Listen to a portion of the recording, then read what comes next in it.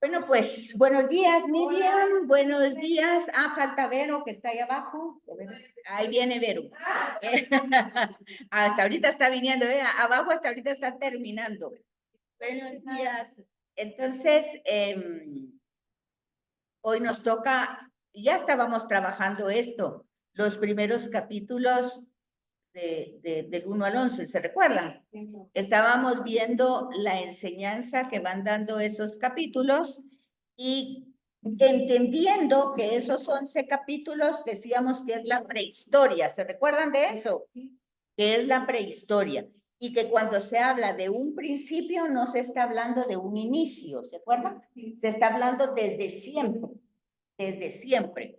Entonces, y habíamos dicho, eso ya lo vimos en las distintas sesiones, de que Génesis 1 es una tradición sacerdotal, es un himno litúrgico que fue escrito mucho tiempo, unos 500 años antes de Jesús. Entonces hay que entenderlo como himno, leerlo como himno y descubrir que la función de un himno es exaltar, ¿verdad? El poder creador de Dios.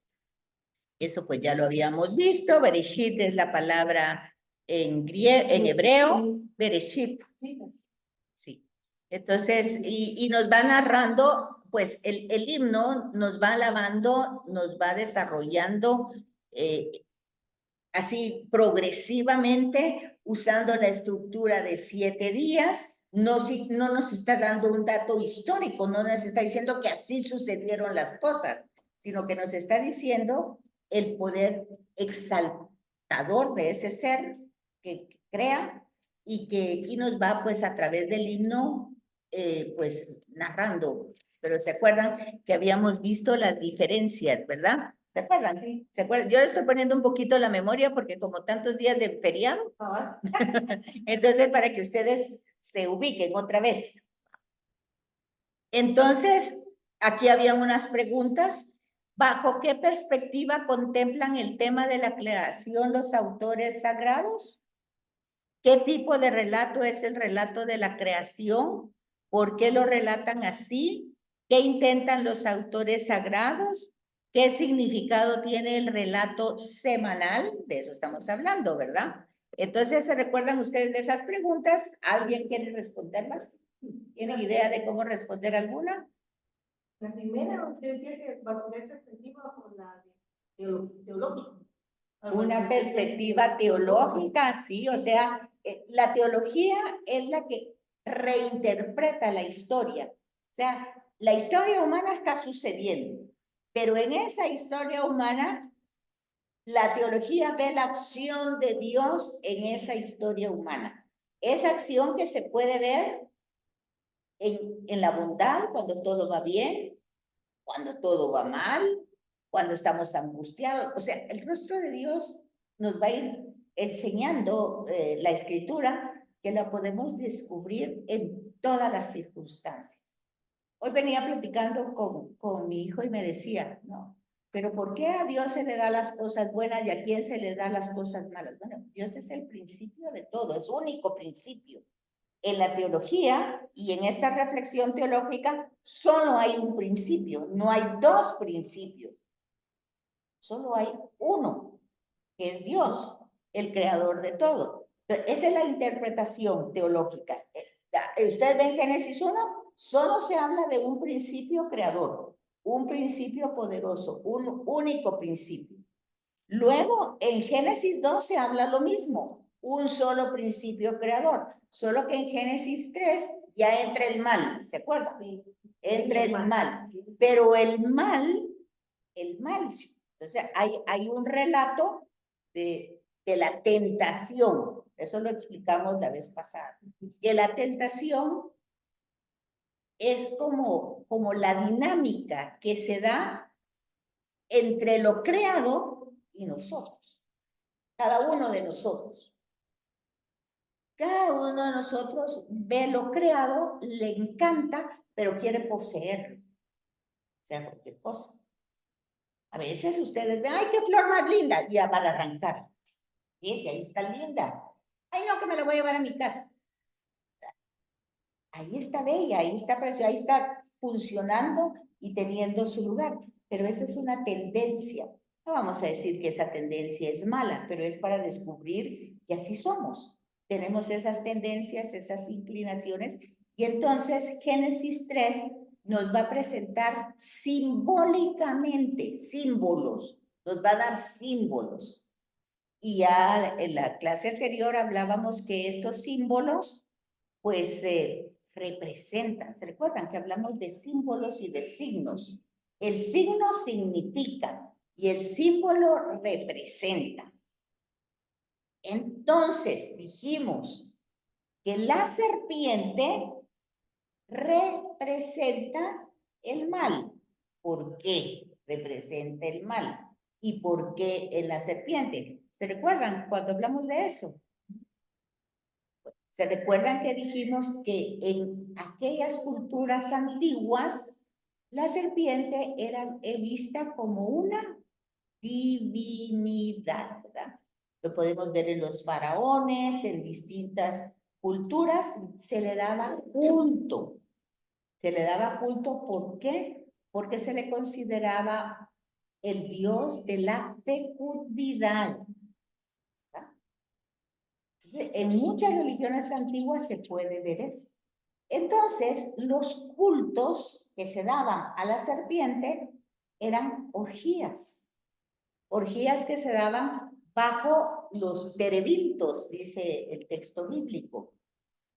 ¿Y por qué era eso? Porque lo que se buscaba era la fecundidad, ser fecundos.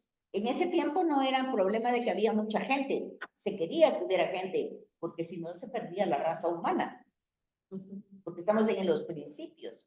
Entonces lo que se buscaba era la fecundidad de los rebaños, la fecundidad de la flora, en la fauna, en la pesca, en el ser humano. Acuérdense que era una gran pena no poder tener un hijo. Era visto como un castigo. Entonces, la fecundidad. Y él recurría a la serpiente como un signo de fecundidad. Entonces, por eso, esta narración utiliza un diálogo entre la mujer y la serpiente. Y entra la dinámica de la tentación. En el Padre Nuestro nosotros decimos, no nos dejes caer en la tentación, porque la tentación es un juego, una dinámica que se da entre lo creado y nuestros deseos, que queremos poseer, queremos dominar, queremos tener para nosotros, ¿verdad? Entonces, y eso es lo que pasa, está hecho a través de signos y de símbolos. La manzana, ustedes ven el diálogo y oyen al narrador. Hay un narrador que va narrando la escena, ¿verdad? Es una narración, a diferencia de Génesis 1, que es un himno, Génesis 3 es una narración. Y en esa narración hay un narrador. Y entonces dice que ese fruto, no dice que es una manzana, dice que es un fruto. Pero nosotros nos imaginamos una manzana. ¿Por qué no nos imaginaríamos una piña o una sandía? No, no dice manzana. No dice. Dice un fruto. Dice un fruto. Porque por eso dice una pera, una sandía, pudo haber sido cualquier cosa, un durazno, dice, pudo haber sido porque no dice. No, pero lo que pasa es que dice, el fruto era agradable a la vista, apetitoso al gusto. Bueno, una piña no es tan agradable a la vista, pero ustedes se dan cuenta en los cuentos, ¿por qué Blancanieves se envenena? Si había muchas manzanas, ¿por qué agarró la envenenada? Pues porque era agradable a la vista y se miraba apetitosa. Ok, así entra la tentación. Algo que me atrae a la vista, que me resulta placentero al paladar y que yo estoy escuchando, eso es muy bueno. Porque en ese diálogo dice, seréis como dioses. O sea, eso va a ser muy bueno para mí. Voy a estar independiente, ya no voy a depender de este ser que me creó, sino voy a estar... Entonces decíamos en esa clase anterior que desde ese momento hasta el día de hoy entra la sospecha si Dios es bueno o no. O sea, porque ¿por qué Dios me pone límites? ¿Por qué no puedo comer? Porque eso le dice la serpiente. ¿Y por qué no pueden comer de todos estos árboles? Pues Dios sabe que si comen de esto, se le abrirán los ojos y seréis como Dios. Entonces hay que poner atención al diálogo que es simbólico, no es un diálogo que de verdad pasó porque las serpientes no hablan, ¿verdad? Entonces, para empezar, esos son símbolos, son analogías para que nosotros vayamos. No da, Pero es que el mal está representado, representa. No es, representa. Acuérdese que Jesús le dice a Pedro, apártate de mí, Satanás. Pero era Pedro. No le salieron cachos y colas en ese ratito, sino que su actuación es una actuación que quiere dividir, distorsionar, desconfiar. Son acciones, son acciones. Entonces, en ese sentido, la serpiente representa el mal, pero ojo, que esa serpiente ha sido creada por Dios. Porque Dios creó todo. Decía anteriormente, creó los reptiles, y si mal no recuerdo, las serpientes son reptiles. Creó los reptiles del campo. Dios es el creador, pero no es el creador del mal. Es el creador de todos los seres. Pero resulta que en esos seres entra el mal. ¿Cómo puede entrar el mal? Porque es esa tendencia. Jesús lo va a decir de otro modo, va a decir, es del corazón del hombre donde salen todos los males.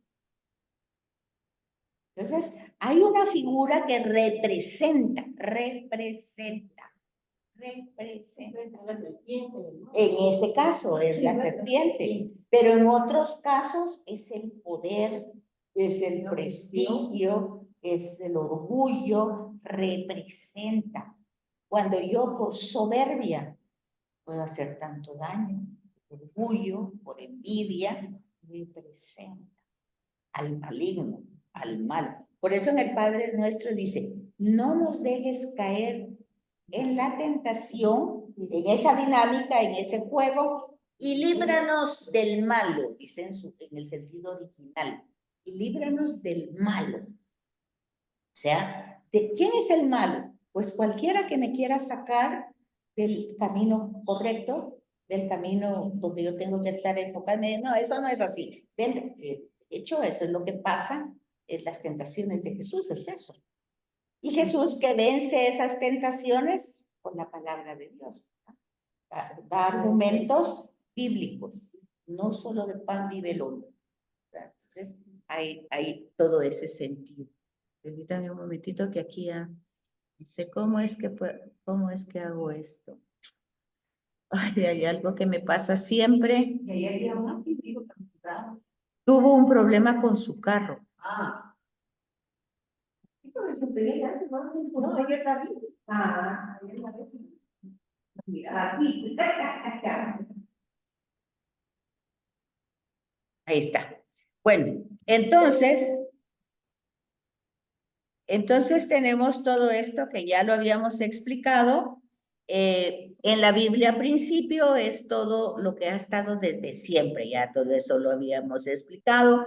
La creación aparece de la nada, no había nada concreto, una materia por la que cuando el hombre crea porque hay cosas, ¿verdad? Ya hay materia para crear. Sin embargo, se le dice que el hombre es creador, ¿verdad? Entonces, aquí estamos ante un libro de teología. ¿Verdad? No es de ciencias naturales, no es de historia, no es de literatura. Y aquí esto ya lo habíamos visto. Miren, todo esto ya lo habíamos visto. Habíamos visto los aspectos literarios, que hablaba de que básicamente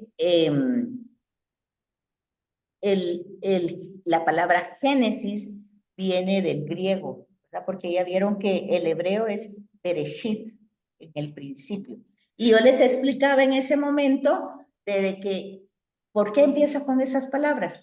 Y les decía yo cuando se los expliqué, que hoy cuando un papa escribe una encíclica o hay un documento, el documento se llama con las primeras palabras de la carta, de la encíclica o del documento que se escribe. Y les ponía el ejemplo, Lumen Gentium, ¿se acuerdan? Luz para la gente. Entonces empieza así. Luz para la gente ha de ser la iglesia, o sea, las comunidades, ha de ser luz para la humanidad. Entonces, ¿cómo se llama el documento? Lumen Gentium. Otra se llama Agentes. ¿Por qué se llama Agentes? A las gentes, a los pueblos, a la humanidad. Entonces, como empieza el documento, entonces así se llama. Entonces aquí, en el principio, Bereshit, por eso se llama Génesis en griego, ¿verdad? Y entonces, fíjense que aquí les dice que recurre a paisajes del paraíso para presentar los orígenes del mundo. Ahí está hablando de Génesis 2, ya no está hablando de Génesis 1, que era un himno, ¿sí? Luego, dice que los primeros capítulos de Génesis tienen carácter histórico, aunque no todos los detalles hayan sucedido como se describe, aunque hayan sucedido de otra manera, hubo todo. ¿Qué es lo que quiere decir cuando decimos que no es historia, pero tiene carácter histórico? Bueno, que hoy la ciencia ya demuestra que el universo tuvo un principio. Al fin, ya nos pusimos de acuerdo la ciencia y la fe. Tuvo un principio. Y ojo, porque si tuvo un principio, pero un principio quiere decir que comenzó, quiere decir que va a tener un final. ¿Cuándo? No lo sabemos, pero va a tener un final. El cosmos, el universo.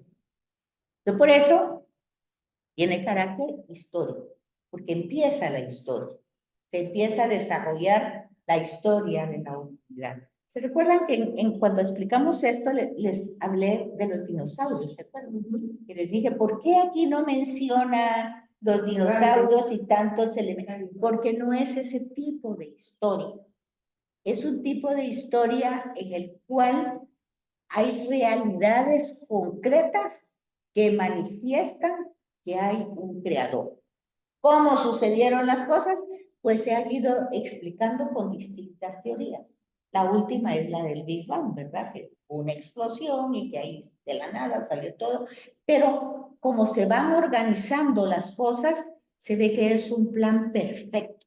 Porque con un elemento que faltara, ya no estaríamos nosotros. Algo que se desviara, ya no estaría. Entonces, por eso dice, todo ha sucedido, aunque no sabemos exactamente cómo sucedió o haya sido de otra manera, el hecho es de que todos los procesos saben. También en ese momento les conté que Discovery sacó, si quieren se los voy a compartir, un documental precioso que se llama Los 8 umbrales de la creación. Aquí son 7 días, pero el documental del Discovery se llama 8 umbrales de la creación, que llega hasta el día de hoy y va dándose por etapas. Entonces, para que vean que la ciencia y todo va compaginando. Entonces luego dice aquí que estos escritos son fruto de la reflexión del ser humano, y eso es teología, la reflexión que va haciendo el ser humano con la ayuda del Espíritu Santo, actuando en el pensamiento. Eso ya lo vimos, que es inspiración y revelación. Dios que se da a conocer, que inspira en el hombre ese conocimiento, a su inteligencia la ilumina para ir reflexionando sobre estos temas. Y cuando ha sido revelada, tiene un valor permanente. Ha sido revelada y por lo tanto se enseña como algo importante, ¿verdad? Algo que Dios, si Dios no nos lo hubiera transmitido, nosotros no lo sabríamos. Y antes que la ciencia lo descubra, pues la teología ya lo había reflexionado desde esta perspectiva. Entonces, los relatos bíblicos pretenden subrayar que la creación es obra de Dios. Y la ciencia, pues ya dice que hay un creador. Tiene que haber alguien y entonces ya vamos paralelos. La ciencia explica el cómo suceden las cosas. La Biblia responde el por qué y el para qué de las cosas. Entonces, el cómo sucedieron las cosas, pues ya ven ustedes el Big Bang, ¿verdad? Sí. Cómo sucedieron. Pues que hubo esto, pasó, pero luego va entrando en umbrales, o sea, etapas. La Biblia nos va diciendo por qué. A ver, ¿por qué sucedieron las cosas? Es muy sencilla la respuesta. Por amor. Dios no es que estaba aburrido, cansado, Dios existente desde siempre, por amor se da. La creación es un don que sale de Dios, un don que emana de su ser. Él es tanto que se da en la creación. ¿Y para qué? ¿Para qué? El para qué de todo. Acuérdense, decíamos en aquel momento, en aquella preguntita del catecismo, ¿para qué fuimos creados? ¿Para qué creó Dios al hombre? ¿Se acuerdan? Esa es una pregunta de primera comunión. Dios ha creado al hombre para conocerlo, amarlo, servirlo en esta vida y gozar de él en la eternidad. Es nuestro único trabajo. Claro que es el único que se nos olvida, pero es lo único que tenemos que hacer.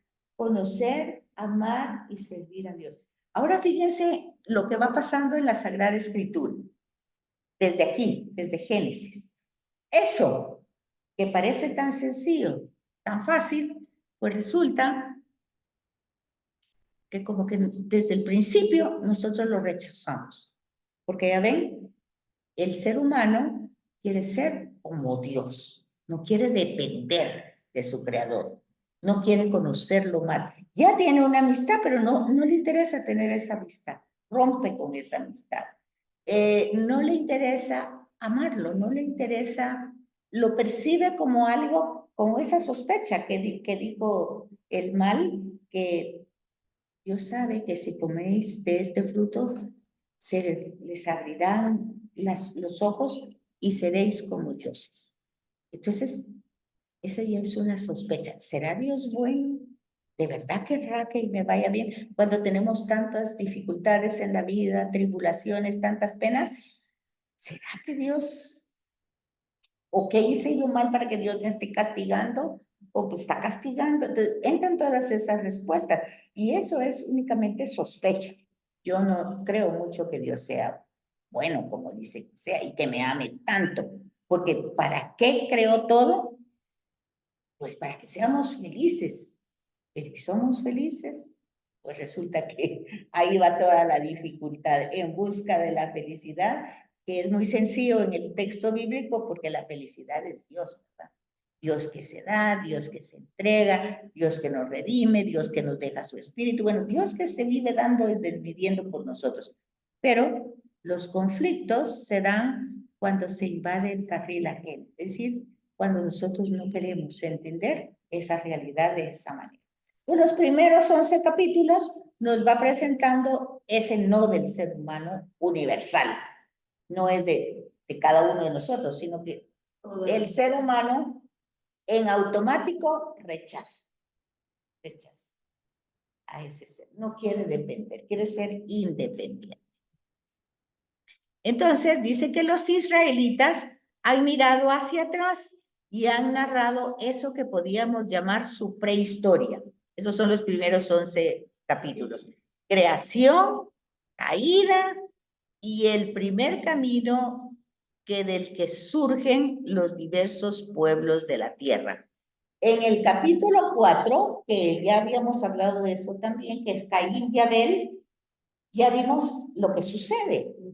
¿Qué pasa? La envidia, ya sin Dios, porque los papás pues se alejaron de Dios y ahora viene la descendencia. Entonces, ya sin Dios, yo no tengo ese respeto, ese temor. El temor no significa miedo, sino el respeto de ese ser que ha hecho todo y que me ha hecho a mí, que es principio y fundamento de la vida. Entonces, ya sin ese temor, sin ese respeto, pues yo ya siento envidia y para quitarme la envidia, ¿qué hago? Desaparezco a esa persona. Ahí no explica. ¿Cuál es la molestia? ¿Qué está haciendo Abel que enoje tanto a Caín? Dice que las ofrendas de los dos eran buenas, pero Dios aceptaba la de Abel. ¿Pero por qué? Porque su intención era verdadera. En cambio, el otro albergaba envidia. Entonces, oigan otra vez, ¿de dónde sale el mal? Él ofrecía a Dios sus productos, que eran de la tierra, pero lo hacía con un mal corazón, porque tenía envidia, resentimiento, cólera de su prójimo, de su hermano. Y entonces, para quitarse ese sentimiento, lo mata.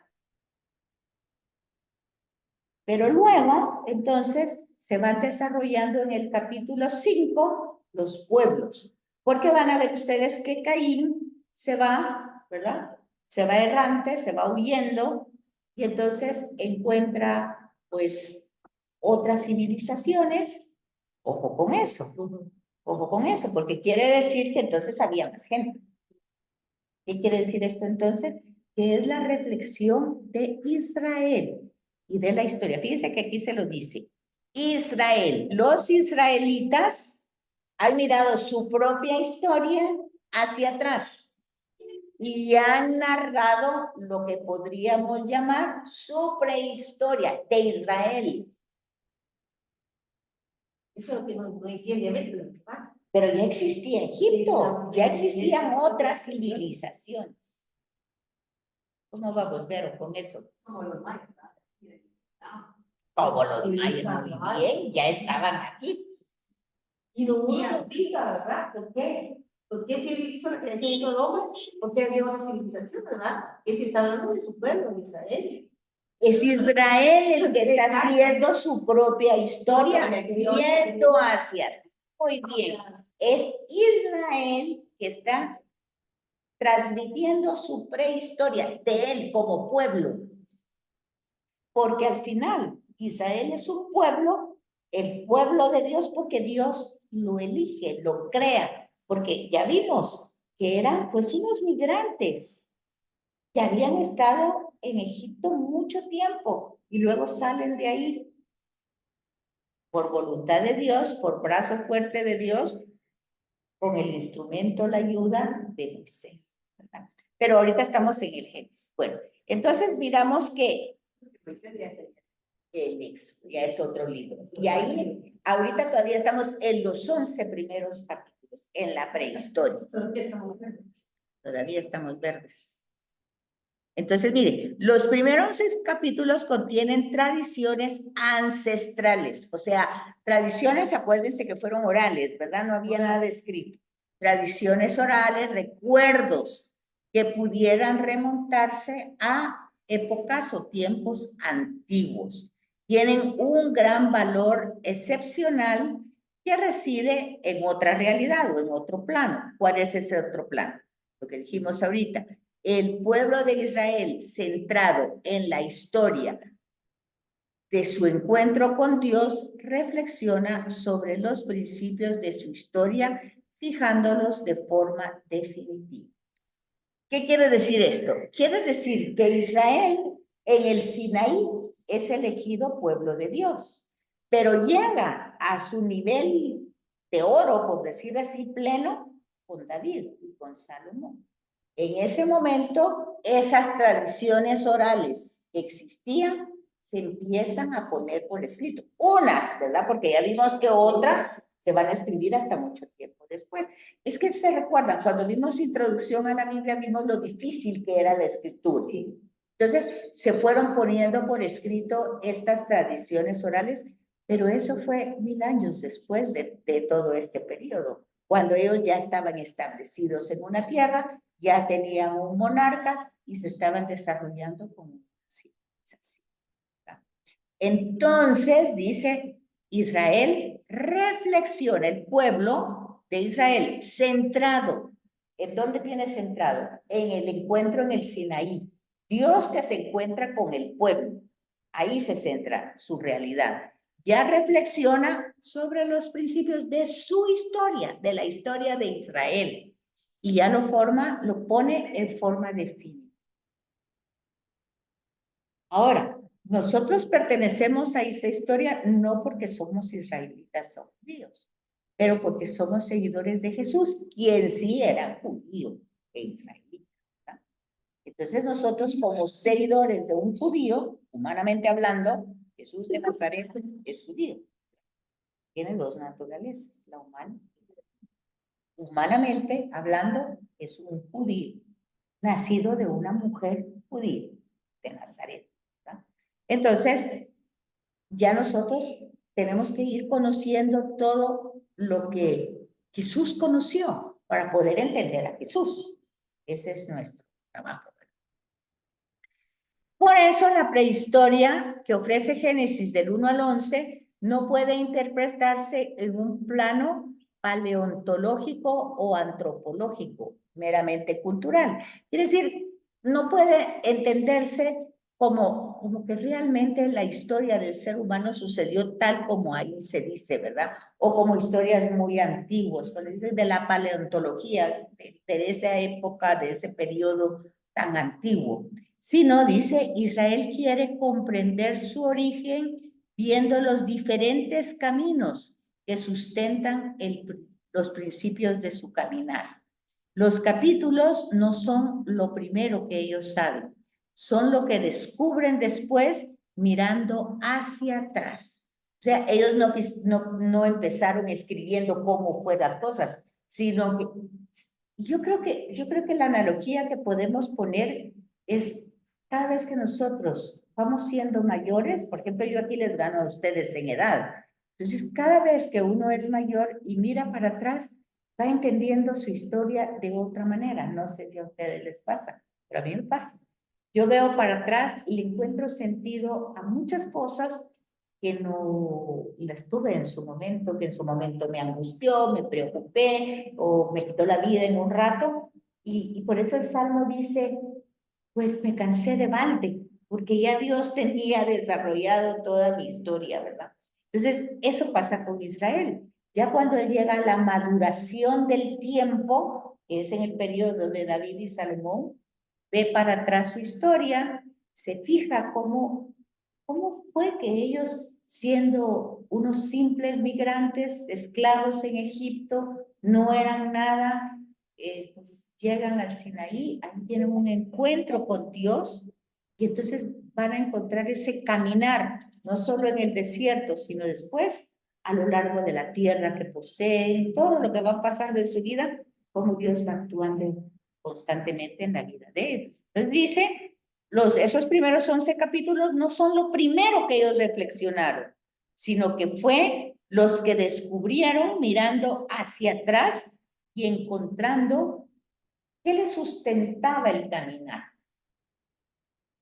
Yo creo que es una cosa que podemos decir ahorita con ustedes que están estudiando, conociendo más al Señor, que ustedes han visto a través de su propia historia y viendo hacia atrás la fidelidad de Dios en la historia. Quieren conocerlo más, quieren acercarlo más, quieren amarlo más, porque ya tienen una realidad, ya son testigos. ¿Testigos de qué? De que Dios ha actuado en la historia de ustedes. Tienen hambre de conocer. Algo así le pasó a Israel. Ya cuando ellos se sintieron plenos de todo lo que tenían, empezaron a ver su historia desde atrás, se fueron retrospectivamente, ¿verdad? Entonces, luego dice, los israelitas no actuaron por curiosidad teórica, o sea, no fue algo que estuvieron pensando, necesitaban conocerse y por eso miraron atrás y ahí encontraron a Dios su creador. Pasa igual con la vida de cada uno de nosotros. Pues nosotros no sabemos por qué fuimos plantados en la viña que fueron nuestros papás, nuestros abuelos, lo que sea, todos los ancestros de antes. Pero aquí estamos. Y desde el principio de nuestra adolescencia, pues podíamos renegar, ¿y por qué nací aquí en Guatemala? ¿Por qué no nací en otro lugar? ¿Por qué no soy canchita como ella y yo tan chiquita? Tantas cosas que no nos gustaban de nosotros, de nuestra casa, de nuestra cultura, queríamos ser de otra manera. Pero dice aquí, bueno, igual, aquí. Entonces, dice, miraron hacia atrás y ahí encontraron a Dios, que era su creador. Y lo mismo pasa con nosotros. Ya cuando hemos avanzado en la vida, miramos para atrás y decimos, ahí estaba Dios. Siempre estuvo ahí actuando. Siempre fue mostrando, y a veces yo no lo digo. O tenía razón. Sí, qué bien que pasó así. Si no hubieras, tenía que pasar. Y vamos dándole la razón. Cuando en su momento peleamos y dijimos, ¿por qué? Y pues lo mismo ha pasado con Israel. Entonces la actuación de Dios que guía al pueblo hacia la tierra y le promete su futuro no es ni una idea ni un gesto caprichoso. El Dios de la historia que ellos descubren en su propio caminar se les presenta como el Dios del principio. Igual que nosotros. No es que Dios tenga caprichos y que quiera, le pone esa prueba tan dura que le puso. No, no es un Dios que prueba, que tiene caprichos, que hoy castiga, que se enojó. No, no es eso. Es que desde el principio nos ha amado y siempre nos ha dado la vida para ser felices, para compartir, ¿verdad? Entonces, todo eso lo vamos encontrando en Génesis. Y aquí tenemos que Israel descubre y explicita desde Dios los símbolos fundamentales del ser humano. O sea, Israel va a explicar, por eso se dice que Israel es teocéntrico, porque tiene a Dios en el centro de sus leyes, en el centro de su cultura, de su sociedad, de su población, de su constitución, digamos, como nación, tiene a Dios. Entonces dice, descubre y explicita a Dios desde los símbolos del ser humano. Universaliza su propia experiencia llegando al nivel donde emerge el humano en cuanto tal. O sea, ya cuando vamos más adelante en otros libros, Jeremías y todo, dice, desde antes que yo naciera, tú me conocías. Tú me tejiste, y pone como frases poéticas, ¿verdad? Tú me tejiste en el vientre humano. Tú me tienes tatuado en la palma de tu mano. Tú me conocías desde antes de nacer, tú ya sabías. Entonces, esa es una reflexión muy bonita, muy hermosa, que si la comprendemos, en ningún momento estamos abandonados, en ningún momento estamos solos, en ningún momento estamos perdidos, siempre estamos acompañados. Más, ya con Jesús de Nazaret, la presencia es más humana, más real, porque aquí todavía estamos en los principios, algo que todavía no se ha desarrollado. Entonces, dice, aquí así es como se va fijando. Entonces, esto ya lo habíamos visto, los documentos ya vistas, sacerdotal, ¿se recuerdan? Las dos tradiciones que se vinculaban y que las fuimos viendo que se desarrollan, las verdades doctrinales de estos primeros capítulos, y tradicionalmente se consideraban verdades. La gente decía, si la Biblia dice que en 7 días se creó, ahí lo dice la Biblia, así es, en 7 días. Porque es palabra de Dios, Dios lo dice, y así fue. Entonces, aquí está. Verdades que provienen de una revelación concreta y personal, como es Moisés. Tradicionalmente se consideraba que las verdades provienen de una revelación concreta y personal de un personaje que es Moisés. Porque se decía que todos estos libros los había escrito Moisés. Pero hoy ya sabemos que no fue así. Pero la revelación es por definición una comunicación por parte de Dios. O sea, es Dios que se está comunicando, hecha de muchos modos. Dios se comunica de muchas maneras, de muchas formas.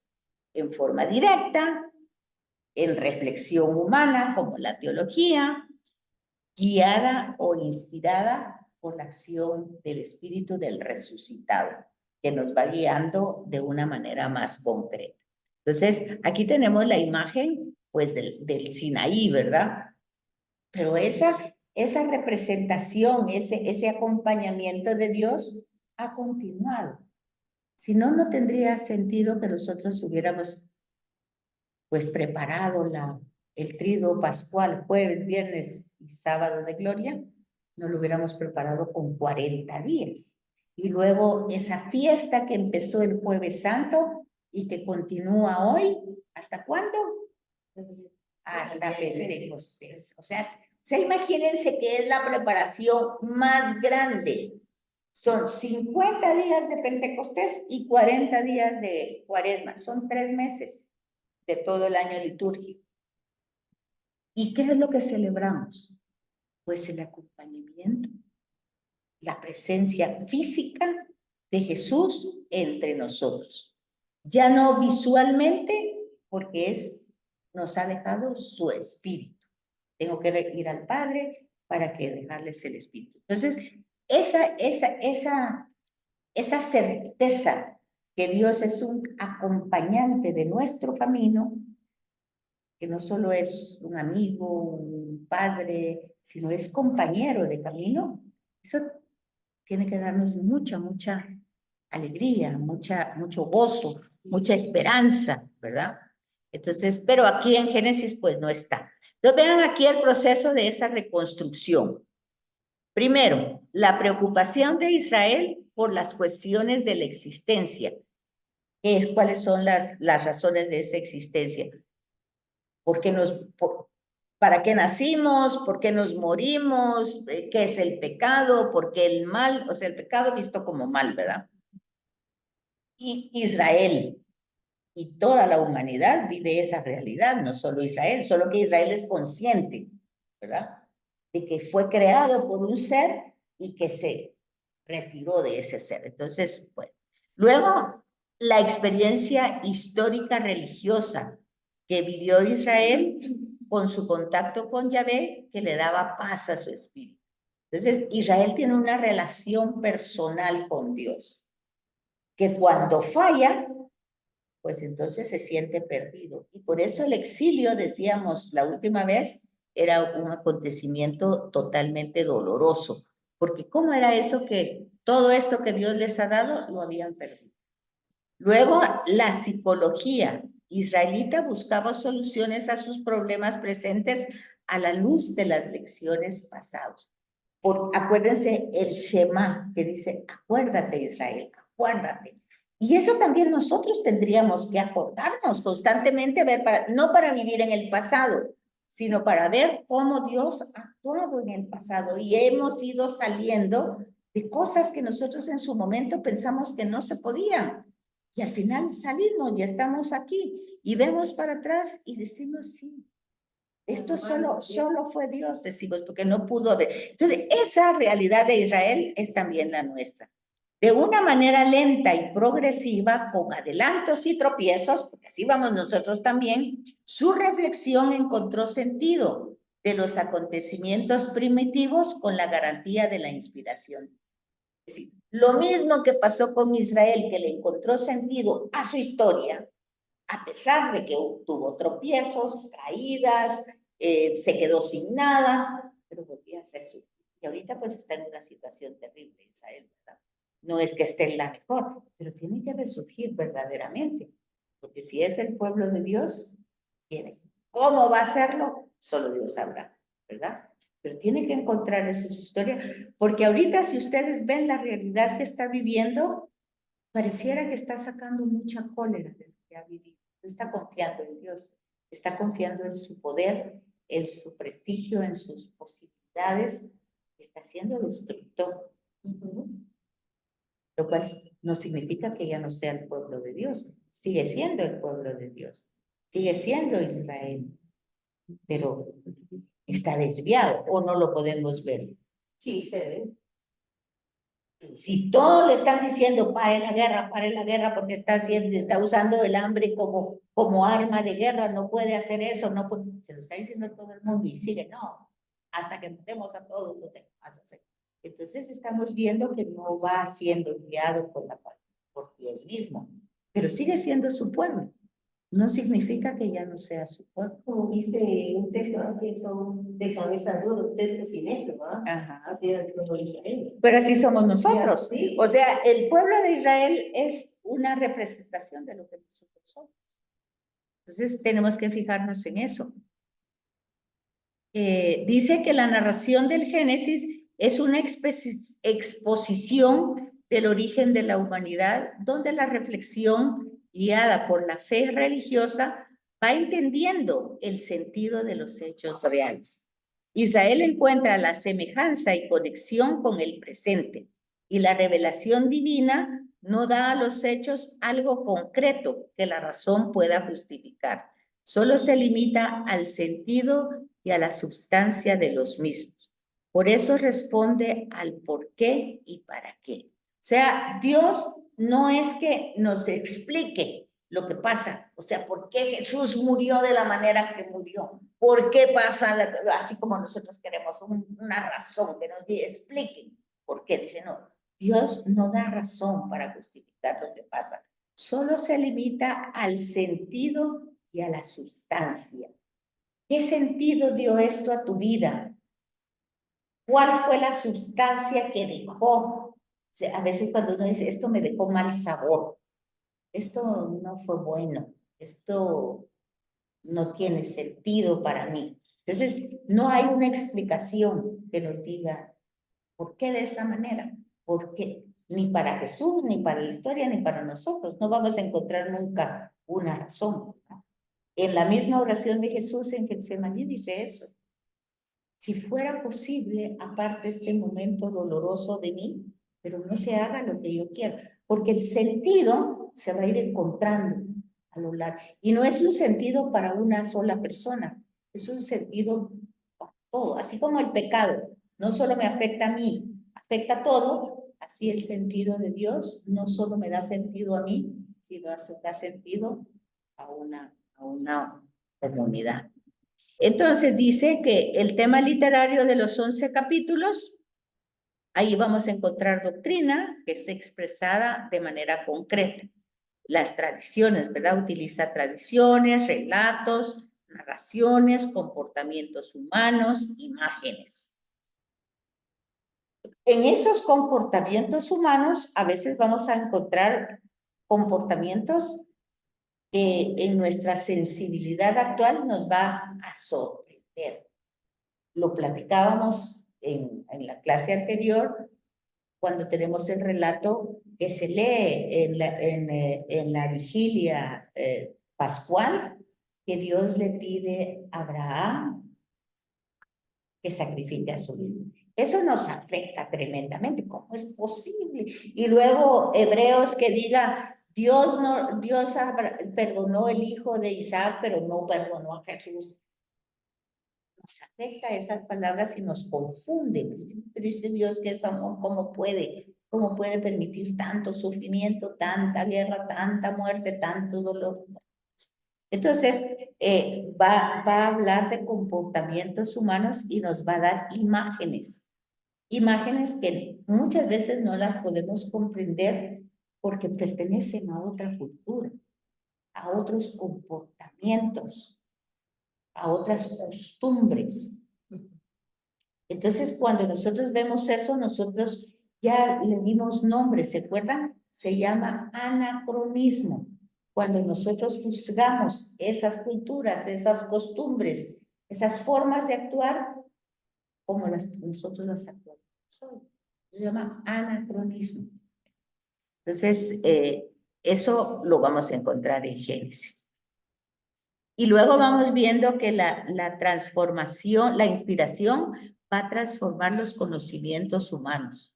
Los presenta como una imagen gráfica. O sea, cuando vamos viendo cómo va cambiando el ser humano y las circunstancias, se va representando como en escenas.